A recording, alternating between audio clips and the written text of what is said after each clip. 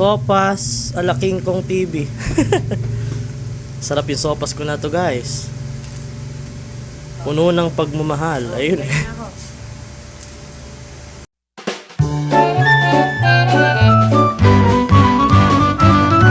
Alright, and for today's video nga mga kaunggo ay magluluto nga kami ng sopas.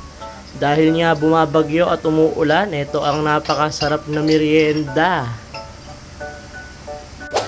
Alright, first step nga guys ay papakuluan muna natin yung manok. Ayan, yung manok. Kalahating kilong ay binili namin para marami.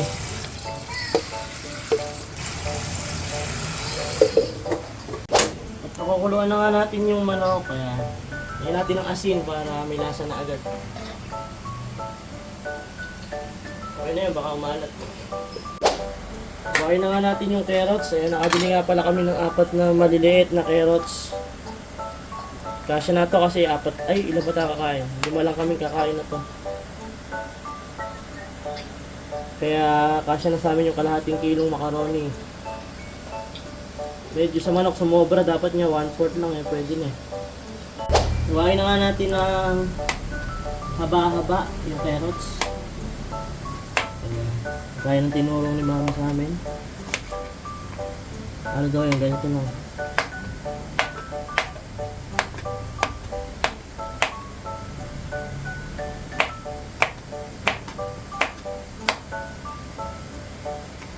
Yummy sopas. At guys, tapos na nga natin hiwain yung carrots. Ayan. Repolyo na ang susunod. Ayan, tumapong pa.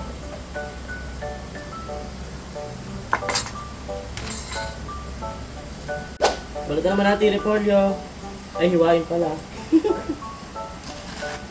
Ayan, isang repolyo nga lang guys yung nilagay namin kasi kalahating kilo nga lang yung namin iluluto. Kaya kasya na to para sa aming 5.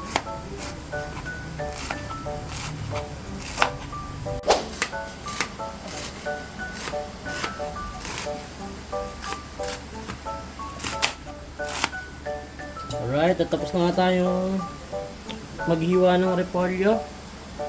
Sunod naman natin yung hotdog. Gawin na natin yung hotdog. Kailangan medyo manipis lang. Ay, sumobra ata ako ng manipis. Sakto ni ganito, nasara no? Ganyan lang, ayan. Sarap. Parang masarap na ng hotdog kahit di pa luto, ano?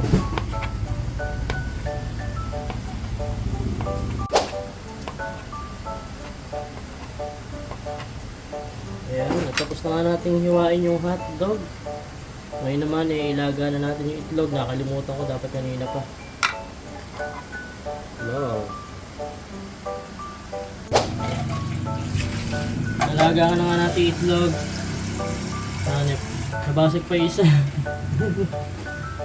Kaya 2 na lang, kasya na siguro to.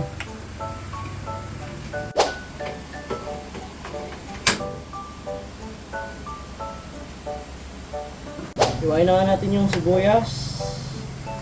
Pampagana. Alam bang pampagana to, Sarah? Ha? Hindi marami yan. Ayun eh. Sibuyas, pampagana. Bawang. Pampasarap din yan. Pwede walang bawang. Saka ang bawang ay antibiotic daw yan. Sabi ng mga matatanda.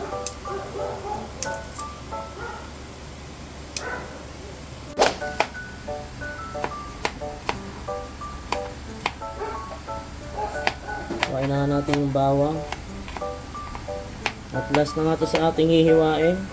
At pagkatapos nga na to ay pwede na tayong mag-isa ng ating sopas. Alright. Tapos na nga natin hiwain ng bawang. Maghihimay na tayo ngayon ng manok.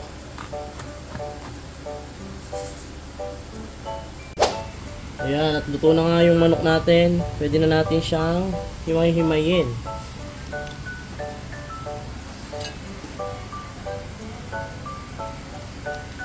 mainit.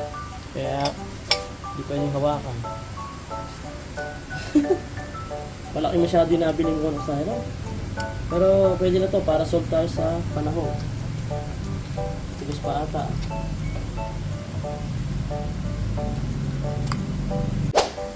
Alright guys, at hinihimay na nga namin yung manok. Masyadong malaki yung manok para sa kalahating kilong sopas. Solve na naman si Siron na to. Pero okay lang to, ano Siron? Di ba rin sobra, wag kulang ano. Ano? Para solve. Ah.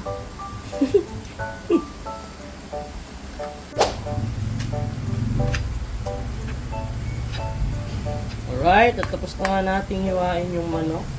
Ayan. Dami sahog, kalahating kilo rin sopas. At ngayon naman, hintayin na lang natin maluto yung itlog. At pwede na tayo mag-isa. Okay? Alright, at pwede na nga tayo guys mag-isa. At naniwa ko na lahat ng kailangan. Natin yung bawang. Matalsek. At matalsek. May tubig pa ako. May tubig. Pwede na rin yung sibuyas dyan. Ito na ako eh. Yung sibuyas.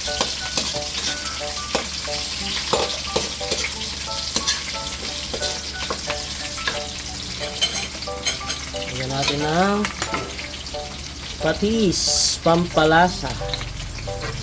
Gigisa natin yung manok sa patis para lumasa agad yung patis sa manok. At mamaya pag may sabaw na, tsaka natin ulit lalagyan ng patis pa. Kung matabang. Pero kung hindi, pero matabang yan sigurado kasi ito. Sandok lang eh. Ngayon, lagyan na natin yung manok. Ayan.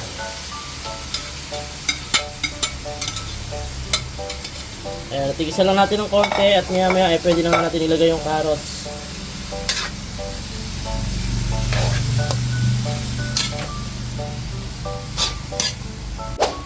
Alright, at lagyan nga natin ng Knorr Chicken Joy. Pampalasa. Ayan. Good item yan mga tropa. Good item. Ayan, para lumasa yung manok. Mas masarap. Mas lumasa pa ng mas maging lasang manok pala. Diba? Tama ba? And sige, hayaan muna natin siyang magisa. Pwede na natin guys ilagay din yung carrots. Ayun, yung carrots. Sabay na natin sa gisa ng manok para maluto kasi yung carrots eh matigas. Diba? Alright, at lalagyan na nga natin ng sabaw. Ito nga palang ginamit ko ay yung pinagpakuluan din ng manok para may lasa. And pwede na nga rin natin ilagay yung macaroni. Macaroni. Ayan. Tapos, ayan lang natin kumulo. At maya maya pwede na ilagay yung hotdog at yung repolyo. Ayan. At mamaya natitigan pa natin ng sabaw yan. Ayan lang muna natin siyang kumulo. Hindi pa luto, masarap na. Ayan, at pwede na nga natin ilagay yung hotdog. Ayan. At medyo kumukulo-kulo na nga. Ayan. Hindi pa nga luto, mukhang masarap na nga ang sopas namin ni Siron. First time namin nagluto ng sopas. Nakaraan, binlog ko, si mama yung nagluto eh. Ayan. Dagdagan natin ng sabaw yan para hindi ba tuyo. Lagyan na natin ng paminta at bitchin. Tingnan nyo yung paminta namin. Nakalagay sa bitchin.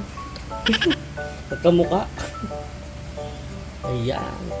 Paitimin ang sopas. Hop na. Baka masyadong maanghang. Bitchin, ito. Pampabisa. Para sa mga mahilig sa mabibisa. Hop na. Baka tayo mahilo. At saka natin haluin. Ayan. At konti na nga lang ay maluluto na nga ang aming sopas. Konti kulo pa. Ayan, at kumukulo na nga. Pwede na natin ilagay repolyo at mukhang luto na yung macaroni. Ayan. Isang repolyo lang yan, pero kadami. Haluin natin. Kasi haluin. Pagkatapos na to, pwede natin ilagay yung gatas. Pagkayari ng gatas, itlog. Pagkayari na itlog, sibuga na. Pwede na rin natin ilagay yung gatas. Sabihin na natin. Alaska Ibab. Lalahat natin to guys para masarap. Ito nga pala yung sopas ala King Kong.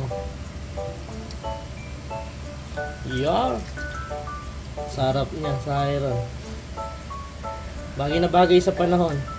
Habang binabagyo tayo ni Christine, kumain tayo ng sopas. Pag kumulo na yan, pwede na yan. Pwede na nga natin ilagay yung itlog. Ayan.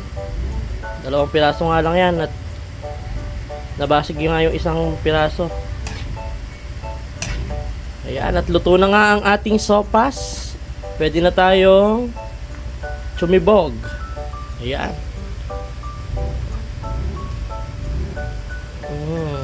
Sarap.